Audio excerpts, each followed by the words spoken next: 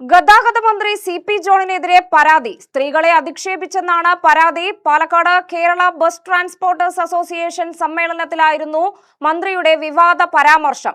നിഷേധിച്ച് CP John. Bus വന്നാൽ കാശ് കുറഞ്ഞ ട്രാൻസ്പോർട്ടിൽ തള്ളിത്തരണം. എന്നാൽ തൊട്ടപ്പുറത്ത് കുട്ടിയെ ചേർക്കുന്നത് ഫീസ് കൊടുക്കുന്ന സ്കൂളിലാണ്.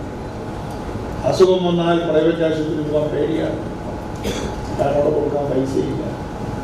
മന്ത്രി CP ജോൺ സ്ത്രീകളെ അവഹേളിച്ചെന്ന പരാതിയുമായി ഒരു വിഭാഗം രംഗത്തു വന്നു. പാലക്കാട് ബസ്സുടമകളുടെ സമ്മേളനത്തിൽ മന്ത്രി സ്ത്രീകളെ അധിക്ഷേപിച്ചെന്നാണ് പരാതി. സ്ത്രീകൾ പ്രിയദർശിനി ബസ്സുകളിൽ കയറാൻ കാട്ടുന്ന താൽപര്യം പൊതുവിദ്യാലയങ്ങളുടെയും സർക്കാർ ആശുപത്രികളുടെയും കാര്യത്തിൽ കാണുന്നില്ലെന്നാണ് മന്ത്രി സമ്മേളനം ഉദ്ഘാടനം ചെയ്യവേ തിങ്കളാഴ്ച പാലക്കാട്ട് പറഞ്ഞത്. പക്ഷേ എനിക്ക് മനസ്സിലാവുന്ന പറഞ്ഞാൽ ഈ ബസ്സിന് കാശില്ലാത്ത സ്ത്രീ സ്വകാര്യ സ്കൂളിലേക്ക് കുട്ടികളെ വിടുക. ഗവൺമെന്റ് സ്കൂളിൽ സീറ്റ് ഒഴിഞ്ഞിടക്കുക.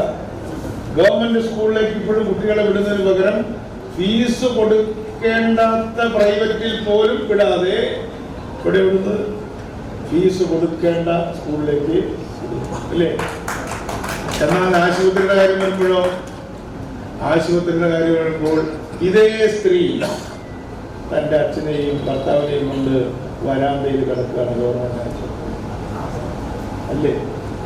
ഈ മൂന്ന് കാര്യങ്ങൾ, പൊതുജനാരോഗ്യം, പൊതുഗതാഗതം, പൊതുവിദ്യാഭ്യാസം, ഈ മൂന്ന് കാര്യങ്ങളിൽ ഞാൻ ട്രേഡ് യൂണിയൻ ലീഡേഴ്സിനോട് പറയാം, കേരളത്തിലെ ജനങ്ങളുടെ ബിഹേവിയർ, അവരുടെ പെരുമാറ്റം എന്നെ അതിശയിപ്പിക്കുകയാണ്.